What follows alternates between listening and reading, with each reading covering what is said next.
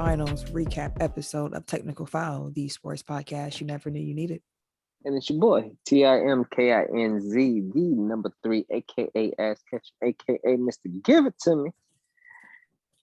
Here we are again. I am the Eric J. Only known as The Eric J. And I'm Camille, point guard of the crew, the real life Tifa Lockhart, the girl next door. You know, holding it down for all the women who love sports. And it's your boy K Harris, the gentleman. The gentleman.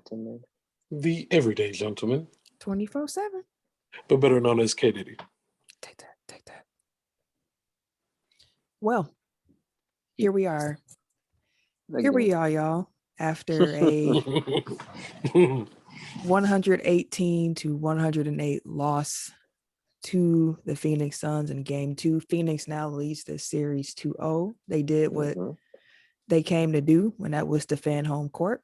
The Bucks again had their opportunity to steal one, and they could not take advantage. Giannis had 42 points tonight, y'all. Yeah. 42 points on 1.5 knees. 1.5.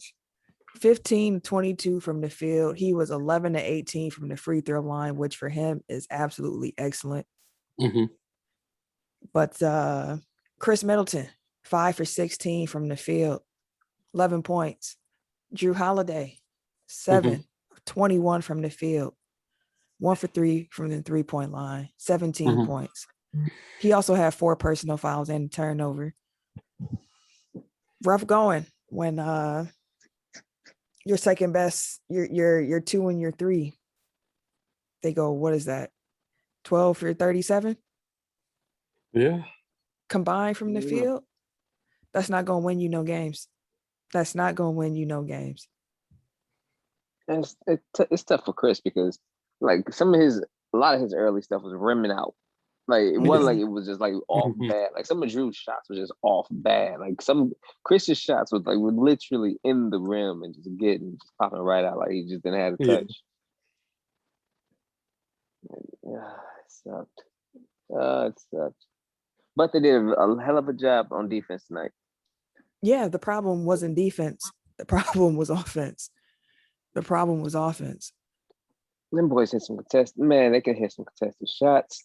Yeah, they hit some big tough shots. Tough shots. They hit more contested shots than open. Shit. They had to wait for you to get there to hit the bitch. Because I'm like, Jesus Christ, bro. A hand in their face. Away it went. But hey. The defense was good. The defense was good. It could have been better. They were overhelping a bit. If they would have trusted each other just a little bit more and not overhelped as much. I think they could have even been tighter on defense. So the second quarter was a shit show. Yeah. Absolute shit show. Yeah. What happened? Like we were there. Granted, yeah, they hit. Okay, they hit 9 threes in the first quarter. 8-9 threes in the first. I think it was 8. Yeah, 8 threes in the first quarter. Right. So they're keeping up by banging threes because we're trying to make sure we keep them off the mid range. Right. We're trying to eliminate the midi because that's what they killed us at. So let's not forget they can shoot threes. 8 threes in the first quarter. We still up. I'm like, all right.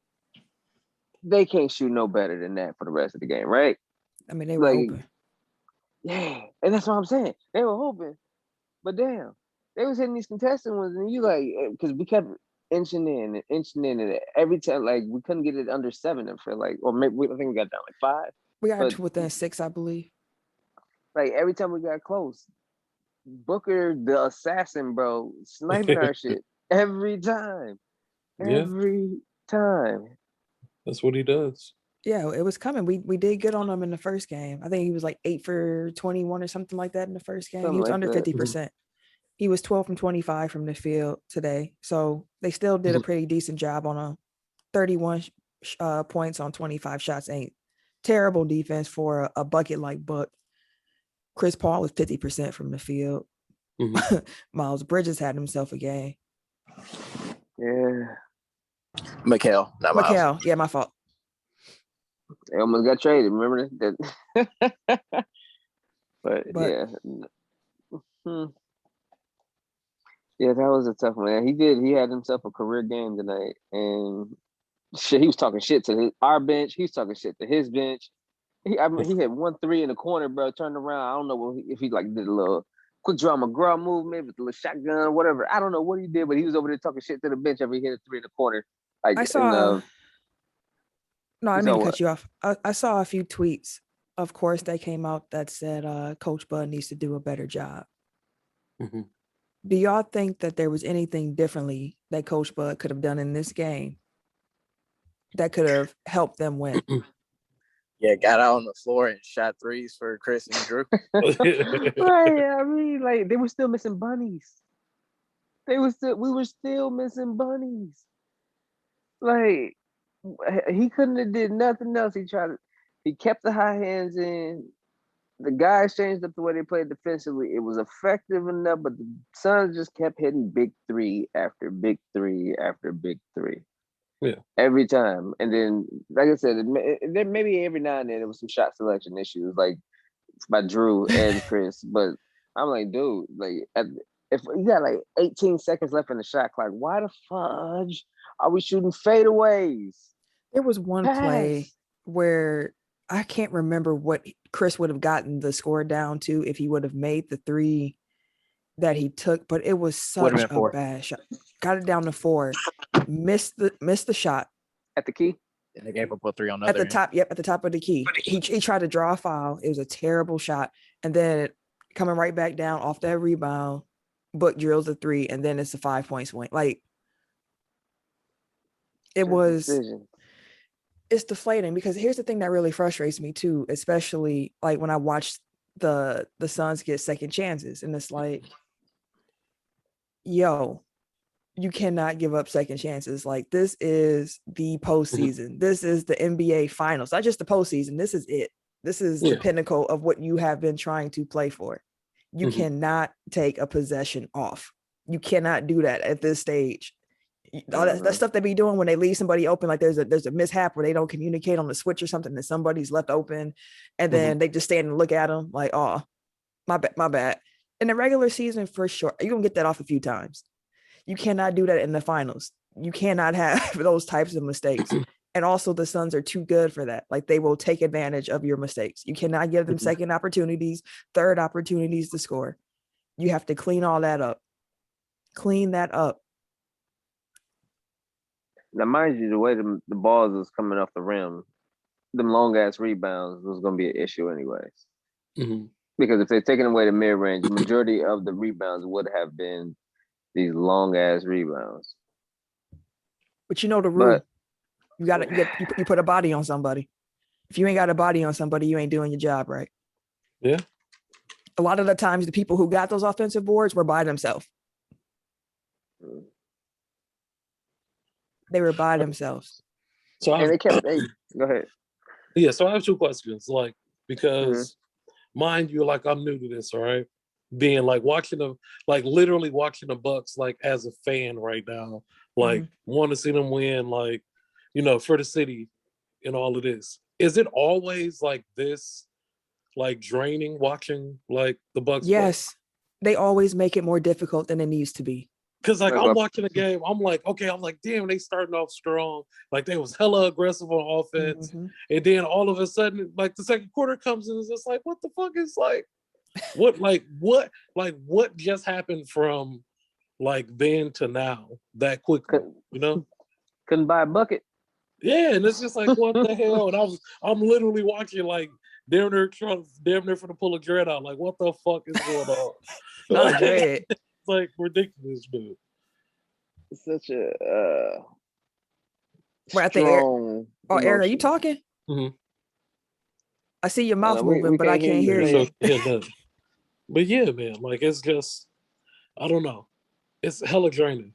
I wasn't expecting to be this emotionally involved. Like watching the fucking Bucks play. Like I was watching it like, what the fuck is, like, I don't know, dude. Can y'all hear me now? Yes, sir. Yeah. Okay. I was saying like a good illustration is like just comparing these two teams. Like Phoenix creates so many easy baskets for their team, but like everything that the Bucks do has like a degree of difficulty. Like there isn't just like, run this play, this shot is going to be open. You may miss it, you may make it, but it at least generates like a good shot. Like everything the Bucks do, like has a high degree of difficulty to even get a shot off. And like, one thing I know is like during the game is like when Chris is loose with his handle, like they can't just put the ball in his hands because he had a couple early turnovers that were just like he dribbled into traffic and couldn't do anything with it. So I don't know if Phoenix was pressuring him a little bit more, if they were more physical with him. I don't know I would have to watch the game back to see exactly, but like when he's playing like that, like you can't, because he has to get into rhythm. So he's not like a catch and shoot guy necessarily. So he has to dribble like into his shot. And if he's like dribbling off his foot or, getting the shit ripped easily, like that contributes to bad games for him. So I could be wrong, but it did look like the Suns played a little bit differently defensive. Like they were kind of just a little bit higher up on the like in the corners and on the wings. Like they just kind of pressed a little bit to take away some of that mid-range comfortableness for Chris. Like you mentioned, just putting that pressure on him. Even sending doubles at him. I was like, okay. Good coaching. This isn't a right? And this isn't a referendum. Like I know the juxtaposition is there, but like this isn't a referendum of like who the Bucks should have tried to acquire over the summer. But like that is an illustration of the fact that they don't have like a true point guard. Like they don't have a guy that you just, you'll handle the rock, like you'll take care of it, you'll put people in position to get easy buckets. Like we actually feel secure with the ball in your hands, like to take a shot or make a pass or dribble and get to the basket. Like it's tough. Like when they are out and running in transition. But I couldn't speak like while we were talking about Giannis, but shouts to him because he showed up. Yeah, he definitely put the team on his back. Like for sure. I saw a tweet like in the middle of the fourth quarter or near the end of the fourth quarter where like the more Giannis scores, like the further behind him, like his teammates are hiding because it seemed like nobody even wanted the ball at certain points in the third and fourth quarter. Pat Connaughton took that three, or Chris Middleton passed out of that shot under the rim in the fourth quarter. I felt like he should have took that because of the way that we was trying to swing the momentum and he had Chris Paul on his back. I felt like Chris should have took that shot. Instead of passing out. It was open three. It was a wide open three to Connaughton, but I feel like in any other instance, if he felt like I feel like in any other instance, if he felt like he was hot, he would have shot it. I mean, he took 16 shots. It wasn't like he was lacking for him. And Chris does, Pat, like that's part of what he does. He play makes a bit, but like it was open and they were down. And sometimes when you get in that position, you kind of 300 a little bit. You're just trying to catch up as quickly as you can. I think Pat hit a couple late, didn't he? Or at least one.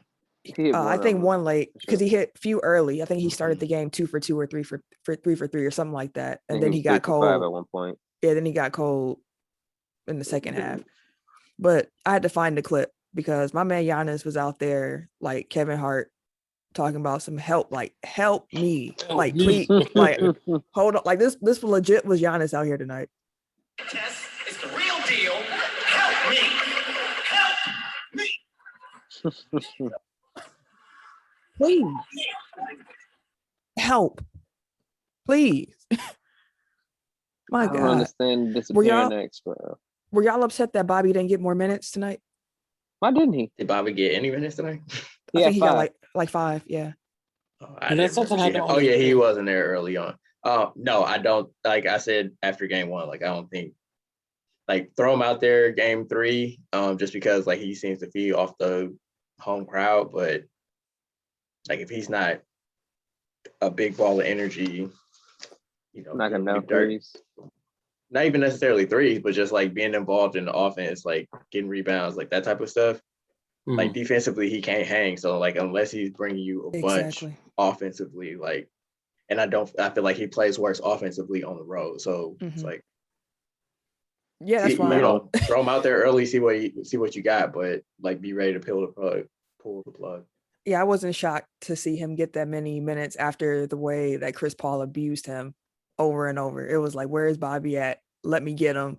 Got it. Comfortable. And it's the same thing we mentioned during the game one recap, where it was like some switches you don't want to give up. And the Bucks tried a little bit harder to keep Pat off of those switches, but Chris Paul being Chris Paul, like he would find his way to get back there. So that's another like difference between the Bucks and being, and like I'm not down on the Bucks. I mean, like I'm down, but like I'm not like down the Bucks out. Like they just can't win. But like it's just the degree of difficulty that they set for themselves is just so frustrating because it's like exactly Chris Paul like will try to mismatch hunt and like he'll try to get Pat on him or he'll try to get a big on him.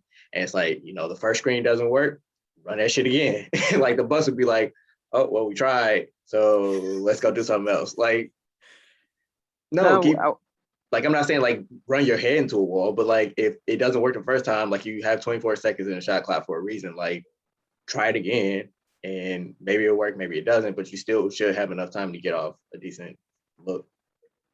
Now, what I will say is I will give them credit for what they did for the switches today, because they were still switching on the pick and rolls, but instead of having the bigs guard the bigger guys, they had them guarding the guard. So that way, when the big would come or someone Aiden would come up, it was always Drew on them. So then they would switch over. That way, it would be somebody like Drew or PJ on the switches, as opposed to them picking on Brooke or they picking on or Giannis, so to speak.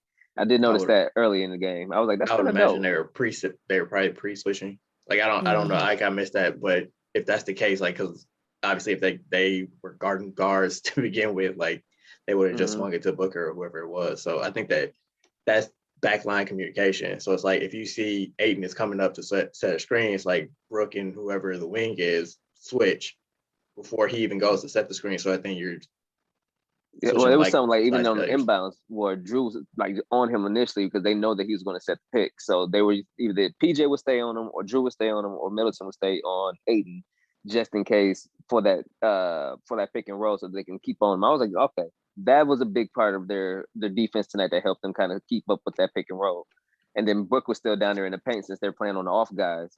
And it was pretty slick on the end. And it was at different times I also seen them like force I think it was Drew was like, no, don't do a complete switch, like pushing him back down to the paint so he can get back up to fight through like whatever pick or the screen it was at the time. So I think that was one of the keys tonight for them to be able to kind of keep Chris Paul at 10, even though it was 50%, 10 or 20, and Booker shooting at where he shot. So granted, they didn't get Booker no fouls tonight. So I don't know if that was a slap in the face or what kind of, I don't know what kind of, that was kind of weird. It was the complete opposite of what we had 2 days ago. They weren't driving as much. They shot. I think they shot 43s. Yeah, and they had 0 points in the paint in the first quarter, which was crazy. Double check. Hold on. How many threes they shoot? Yeah, they were 20 from 40 from 3-point. They shot 50%. And the Bucks were 9 of 31 from 3. You can't let them shoot 50%. That's right. Yeah. Yes. On 40 of them. Ooh. And get like, you know, I know Bucks fans love their outlier shooting performances, but it's like, it's the finals. Like, yeah, it's an outlier, but that shit gets you killed like at some point. So I think that process-wise, they were good defensively. Like Phoenix was just hot. And they just had some lapses. Like when a team is hot, you can't also give them easy buckets. Like you got to make them earn those. And when they were over helping, they gave up at least 4 or 5 open threes in the process because they didn't trust their I felt like teammate. It felt like an overcorrection where like game one they just left everybody alone, they got killed. So like this time we're like, oh, we need to make sure that we're there to help, and then they couldn't scramble back out, or like the shooters would relocate so they didn't run back to the same play. Pat Connaughton played 34 minutes. That might be a little too high. That's a little. He's hitting shots. So there was an exchange I had on Twitter after game one. It was with Zach Harper from, I think, The Athletic now or something. I thought he was a Ringer, but yeah, Zach Harper. We know who Zach Harper is. Yes. He's like, you know, Booker and Chris Paul are killing him in the mid range. Would be nice for Bud to make some adjustments. I'm like, what adjustments do you want him to, like, I want people to be specific. Like, don't just say Bud needs to make adjustments if you don't have like an actual solution, because it's like he's trying shit, it's just not working. So then he's like, well, personnel for one, and I'm like, so you want more Teague or more Thanasis? Because otherwise you can't play all 5 of their small ball lineup 48 minutes. So if Brooke can't play and Bobby can't play, where you gonna go? So that's why Pat is at 34 minutes, because they couldn't play Brooke in the second half. It's crazy. And we come back to Milwaukee. We play what, Sunday? We get 3 days. Game 3 is Sunday. The thing with the Suns is that they're good on the road too. Like they're just a consistent team. What you see is what you get. Phoenix is going to play the same way, whether they at home or they on the road. So the Bucks have to be good at home. They have to be. Like, if we don't win game 3, it's already a tall task. 3 is over. Yeah, like, but if you don't win game 3, like that tall task that you already have it starts to feel insurmountable. Like, I know you came down from 0-2 against the Nets. But I hope this isn't a situation like with the Clippers where it's like you ran out of gas throughout the playoffs because you had to continuously fight. It was very difficult. You had to keep fighting and giving your all every night. So I'm hoping it's not a Clipper situation, but more so. But we're going to lean on experience here, take it game by game, make these corrections, come out, win game 3, and go from there. I would say like Phoenix is losing a lot of bodies at this point, because I don't know. Yeah. Like, Torrey Craig's injury didn't look good, or at least like the way he reacted to his injury. So shouts out to Torrey Craig, though. By the way, we do want to just say we hope you all right, man. And that was rough. He looked like Giannis looked like LT out there or something. He was Jim Brown. He ran through that man. Ran through that man. That's what I've been asking for years. It's like, if they gonna take charges, like, make them pay for it. Like, I don't want nobody to get hurt, but like, make them feel you, because it's like they slide in there with no abandon for their, well-being. So make them pay. But with that being said, I was saying, like, I would say that Phoenix is losing bodies, but like they're so deep. Like, I feel like they it matters, but it doesn't really. Like, if the Bucks lost 2 rotation pieces, like, it'll be sad really quickly. Whereas like Phoenix still got guys on the bench that I feel like could easily contribute, like Langston Galloway, Javon Carter, and they don't even get no Frank ticket at this Kaminsky, moment. like they ain't great, but they're passable NBA players.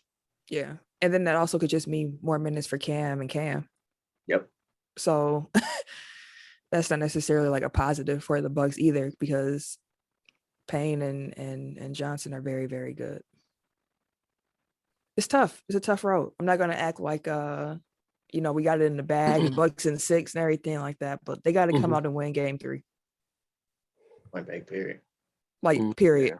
Period. It would have been really nice for y'all to, again, take one on the road, come back to Milwaukee, 1-1. It's a different feeling when you get one, because it's an even playing field still. Now it's the best of 5. But now, but you but now you got to get on the board quickly. Are you guys still confident that the Bucks can turn it around? I think they can still win. Yeah, it's the things that are happening that are causing them to lose are all correctable. So it's watching them is kind of maddening, because again, it's like, why are y'all making this so difficult on yourselves? And also, I don't know how to feel about this, because Chris and Drew with the shooting, like Chris be up, then Chris be down, and Drew just been down. And I've been saying for like, it's getting cliche now to say, like, if we could just get some help, like one of y'all. Where the hell did Drew Holiday go? He played some good defense tonight, but dang, defense. Yeah. Like, I know y'all are saying like they miss bunnies, but like he could not make a layup. Yes, that's like, why when people when people were saying the Bucks played better without Giannis and unlike Drew, I'm like, my guy T free tweeted this, and it's like, no, you can't say that in this game, because he is missing layups. He is getting his shots and he is not converting. Like Drew Bledsoe for real. Yeah. Like StatMuse actually just tweeted it out. Like, they have a side-by-side comparison of playoff Bledsoe versus playoff Holiday, and probably not that far off. It's the Spider-Man meme. Yeah. Yeah. Well, I guess my last thoughts would be shout out to Giannis for carrying the Yeah, team shout on his out. back. He was trying to wade water till someone else could keep up to catch on, and no one else caught on. So Nope. Third quarter, he definitely went, fuck it, I'll do it myself mode.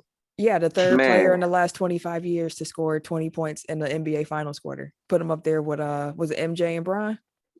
No, the last one to believe score so. more than him was Jordan in '96. But I think it was Kobe and LeBron.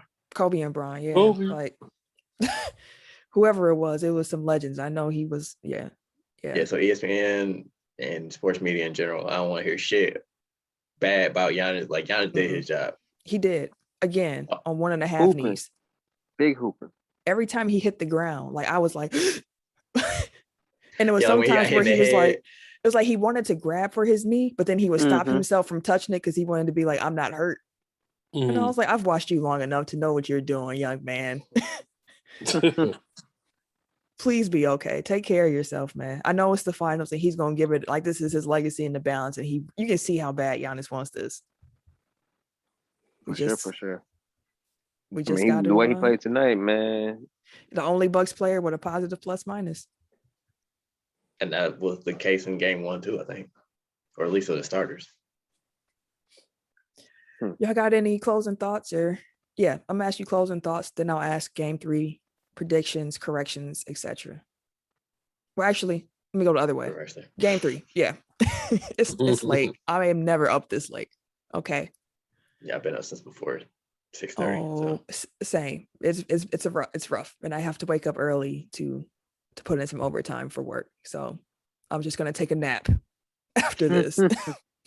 Go back to work.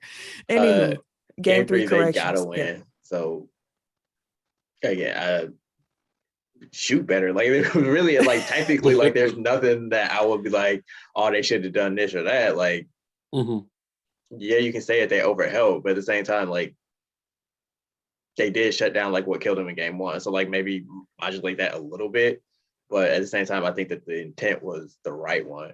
Like it's like don't let Booker and Paul kill you. Like make their shooters make shots, and today they made shots. Like Torrey Craig hit like 2 or 3 threes. Like yeah, what the fuck you gonna do at that point? I got one correction for game 3. Man, find a way to not play Jeff Teague 12 minutes, please. I know it's rough given the bodies that we got down, but please. Well, I mean, I guess the problem is like, then it's either he got Brad Ford minutes, and if he ain't hitting shots, like he's definitely a liability. Like at least T can kind of. Oh my God, I miss Dante. Survive defensively. That's it. Like Chris Paul didn't even kill. Like he hit a couple shots over Teague, but like he wasn't killing them. Like Teague was right there. It was just like that was a good ass shot. Like I said, contested shots, man. Now on offense, it's like don't drive ever. Like please. Just catch and shoot. Don't drive ever. And if you ain't got a shot, please pass the ball. Just swing it right on around. Like just be Forbes on the info. Be Forbes on offense. Just stay there and shoot. But pass. Yeah. A Forbes that passes. Be that. There you go. Tim. Game 3, things you want to see, corrections, predictions. Shit, like Eric said, just make some damn shots, bro. Like, really, that was the difference. Like, that's why we wasn't able to sustain the lead that we had from the first quarter to the second. Because, we was hitting the twos, but we were trading twos for threes. And then the minute we go cold, they still hot, bro. Like, we got to find some consistency. That just triggered me. Like, can I just say it's frustrating that like for pretty much the entirety of the third and fourth, like it was between 5 and 10 points. It's like every time we get down to 5, they are automatically like push it right back up to 10. It's like, like that's like the most frustrating area to be. Is like it's just close enough to where you like one little run and we right back there, and then it's just like nope, stay away.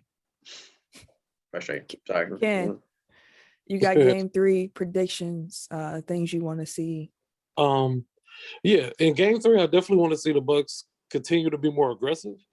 It seems like they became like way too passive, especially when like Drew and Mid just couldn't really hit shots. So then it's like, okay, we have to. It kind of seemed like they pivoted like offensively. Like I understand like Giannis has to take over, but I feel like shooters shoot. So even though like you said, Middleton had 16 shots or whatever, but the shots gotta fall. But I definitely want to see them be more aggressive and play with urgency. I don't feel like collectively they play with enough energy either. It seems I'll like give they you just yeah, it just seemed like they kind of was like going through the motions as everything started going on.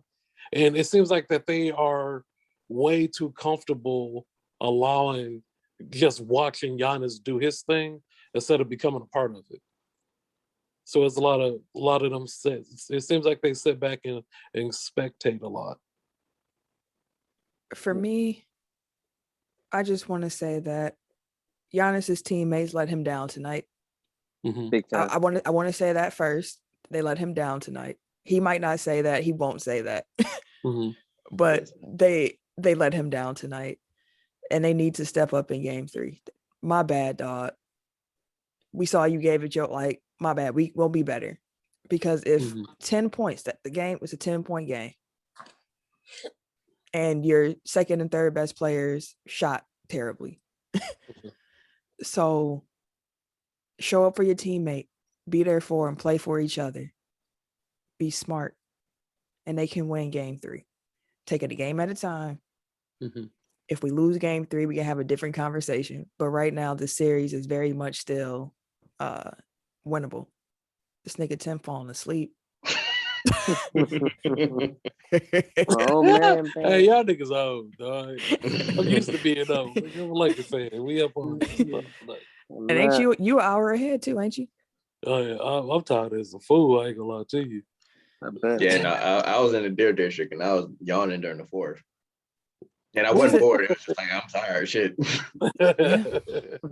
Yeah, man. But yeah, hopefully they play better in the next game. Do I have any closing thoughts? It was something somebody said. Oh, like if you're gonna take Giannis out, like maybe play through Brook a little bit in the post. Like when he went out after he like got cramps or whatever it was in the second half. Mhm. Like it felt like then Drew and Chris was just like, okay, gotta get our shit off now. And it's just like on the play he went down. Let's put it that way. Like you gotta lob to Lopez like right at the rim. It's like try doing some shit like that. Like you got a big ass 7-footer. You got some more space now for him because like Giannis ain't in the game. Like Tim really is falling asleep. Yeah, man. Hey, this is Let's let him go. Like, hey fam, he's been like this since we were younger. Like we was like 22 and he'd be at the crib with like food on his lap, sleep. This nigga, dog. Sleep.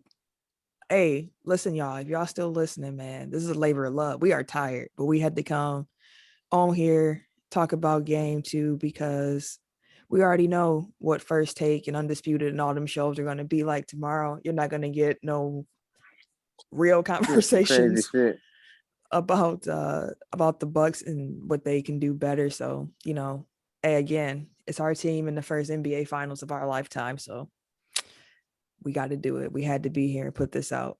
I don't think I have anything else. Town. Yeah. Sorry, I was just saying, like, like they said that as we were leaving Deer District, like this is the first home finals game in 47 years. So, yeah, that's what I wanted to say in my closing thoughts. Please, if you have a ticket to game 3, please come out and cheer. Like you have to be into the game. Like give it the Giannis effort. All right. Oh wow. If you leave that game and you ain't hoarse, you ain't did your job. Yes, it's the finals. Make Milwaukee really loud. We understood what you were saying, brother. It's like, but yes, listen, that team needs that support. So come out and do your job. Maybe they'll do theirs. Tim did that kind of sleep where when your head falls and then wake you back up. We're going to get out of here. We'll close it up. If you have not listened to this week's episode, make sure you go and check that out as well. We also had a recap from game 1. Support the pod. Get hella content this week. For sure. Right. Share the show. Do all that good stuff that helps us out. Tell a friend, tweet about us, all that good stuff. Free ways to support. We appreciate that. So if you want to follow me on social media, you can catch me. Wait a minute. On Twitter and Instagram At Camille Monet, CamilleMonae, because Your mom is fancy. thank you, sir. And I just got a TikTok, but someone took my name, so I got to figure something else out. Who the hell? Oh, good. I don't know who Camille Monet is on TikTok, but it ain't me. Nah, you got to run that, fam. That's my fault for being late. At Bucksmiller on Twitter. That's all you get. Goddamn right. Everyday_gentleman on Instagram. K Harris 216 on Twitter and Snapchat. And it's your boy, TIMKINZ, the number 3, aka Ass Ketchum, aka Mr. Give It To Me. Good night, y'all. Sleep tight. Good night. Go Bucks. Go Bucks.